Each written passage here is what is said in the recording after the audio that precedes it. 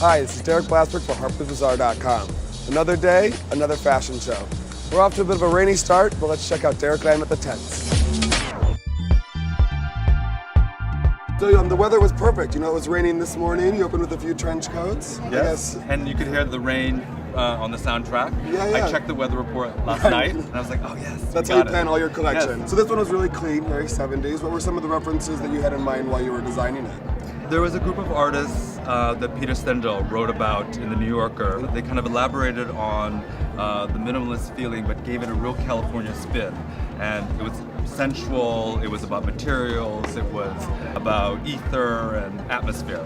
She has a very relaxed sensibility, but she likes to make an impression.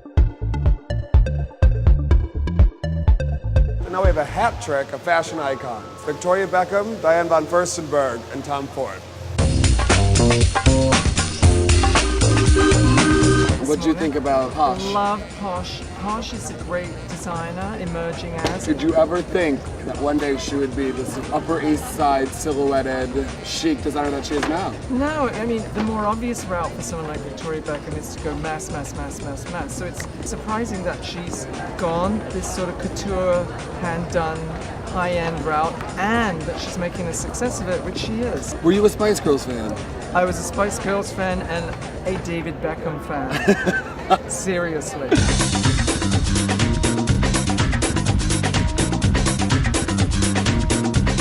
Beautiful. What were some of the references for that? First of all, the big news is my new creative director, and so the first time we took a walk together, I took him to see an exhibition of Isadora Duncan. And that led us to Greece and the architecture of Greece and the sky of Greece and the goddesses, you know, and it's really about goddess and making every woman a goddess. Right. I loved it. Graphic prints, incredibly optimistic. You feel like you could wear one of those outfits to any gorgeous resort on earth, from Ibiza to Tangier, and just rule. So you know, if you wear that dress, you're not going to a Quaker meeting. You're going to have a good time. Diane is about hedonism, but in a chic way, not sleazy. Chic hedonism, I like Diane that. von Furstenberg story.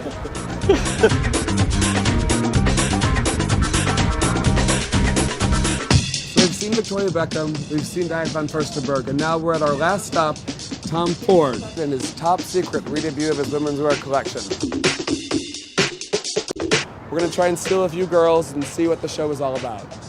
She just came out of Tom's show, which is top secret, which is why she's slathered in this garment. But can you tell us just the feeling of the show?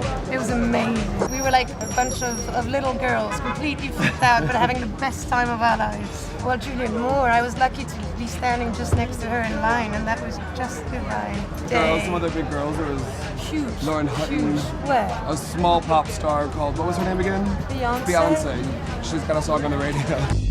How was it to be dressed by Tom?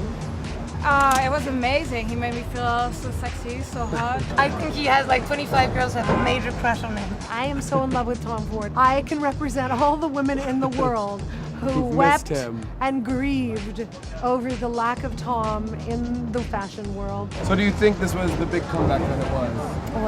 Well. Did you know about the boob technique? No, I don't actually. I've been a married woman for 22 years. And there was another man who grazed my breast I'm sorry. during the fitting. And his name was Tom Ford. I think that's probably the envy of a lot of men and women in the world. I can imagine. Easy, you're stunned. You're I can speechless. imagine. You're speechless. That's what I call a major day of New York Fashion Week. Tom Ford, Victoria Beckham, Diane von Furstenberg, Derek Lamb. I don't know what else we could have jammed in. We'll see you tomorrow.